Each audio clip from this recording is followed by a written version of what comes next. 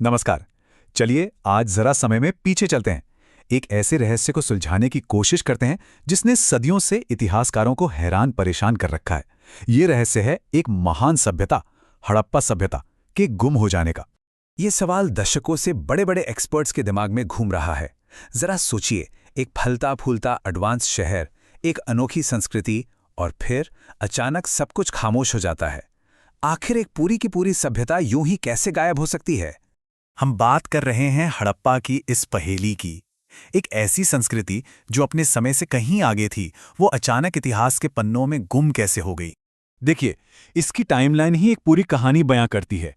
लगभग 1800 ईसा पूर्व तक हड़प्पा संस्कृति अपने चरम पर थी, खूब फल फूल रही थी।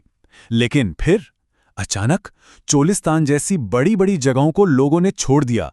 वो वीरान हो गईं।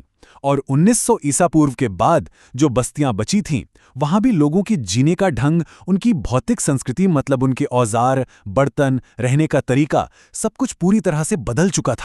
ये समझना बहुत जरूरी है कि आखिर दांव पर क्या लगा था।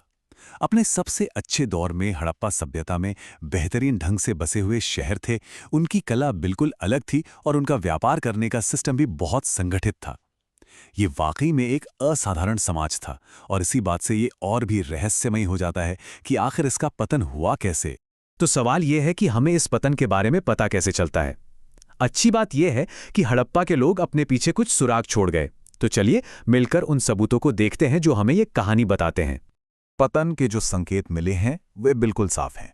उनकी खास मोहरें, उनकी लिपि और उनके खास मिट्टी के बर्तन सब गायब हो गए।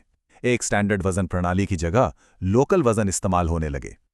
घरों की बनावट भी खराब होती चली गई और बड़ी बड़ी सार्वजनिक इमारतें बननी ही बंद हो गई। संक्षेप में कहें तो ये एक बिखरते हुए समाज की तस्वीर थी। ये बदलाव सच में चौंकाने वाला था। एक तरफ हमारे पास एक ऐसा समाज है जिसके पास स्टैंडर्ड सिस्टम और शानदार आर्किटेक्चर है, और दूसरी तरफ एक ऐसी संस्कृति जो लोकल और बहुत साधारण हो गई है। ये गिरावट साफ और बहुत गहरी थी। तो ये सब हमें सबसे बड़े सवाल पर ले आता है, आखिर ये सब हुआ क्यों? अब हम कुछ मुख्य थ्योरीज की जांच करेंगे जिन्हें हम इस ऐतिहासिक रहस्य के मुख्य संदिग्ध मान सकते हैं। तो पहला शक, क्या ये कोई आक्रमण था? कुछ शुरुआती थ्योरीज इसी तरफ इशारा करती थीं कि शायद किसी बाहरी ताकत ने इस महान सभ्यता को खत्म कर दिया। या फिर क्या ये कोई भयानक प्राकृतिक आपदा थी, जैसे कोई भयंकर बाढ़ या जबरदस्त भूकंप जिसने सब कुछ तहस नहस कर दिया हो।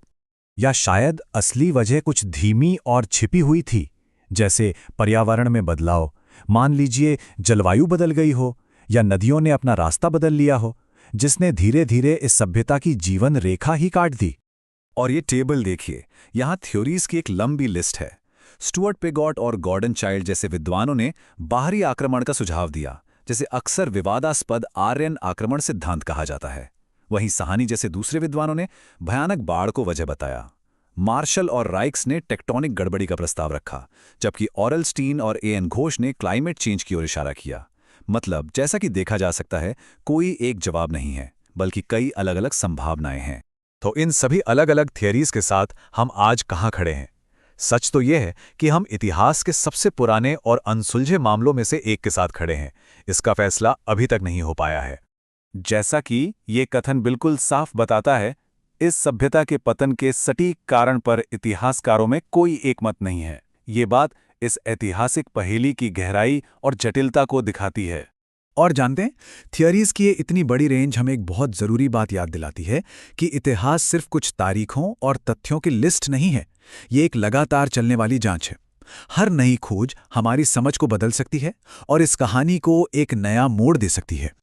और इसीलिए आखिर में हम इस एक सवाल के साथ रह जाते हैं, हम अभी कौन से सुरागों को नज़रअंदाज कर रहे हैं?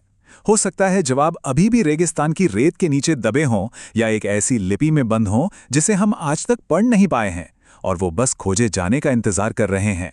हड़प्पा सभ्यता का रहस्य आज भी एक रहस्य है।